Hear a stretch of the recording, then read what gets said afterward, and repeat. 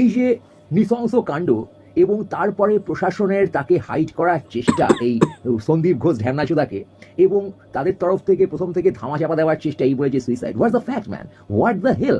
What the hell? What the fucking hell man? এবার তোমরা ক্ষোভ প্রকাশ করছো কি মেয়েরা রাস্তা দখল করো। আরে বাড়া, ক্রাইমটা রাস্তায় হয়নি। তুমি আরজি করে লাথি মারতে পারছো না, তুমি সিএম এর পদে লাথি মারতে পারছো না, তুমি সন্দীপ ঘোষের পদে লাথি মারতে পারছো না, তুমি সাদা বঞ্চিত কুত্তারা রাস্তায় গিয়ে ঘেউ ঘেউ করছো। তুমি দেখতে পাচ্ছ না কোনখানে খুনটা হয়েছে? ঠিক আছে, এই বাল নাগরিকদের এই হচ্ছে issue.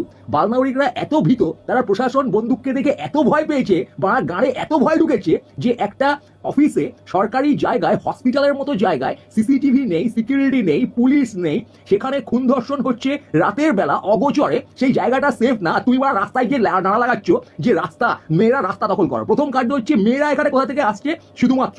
This is a huge crime on people. আজকে প্রশাসন ওয়ার্ক প্লেস সিকিউর করতে পারছে না, প্রশাসন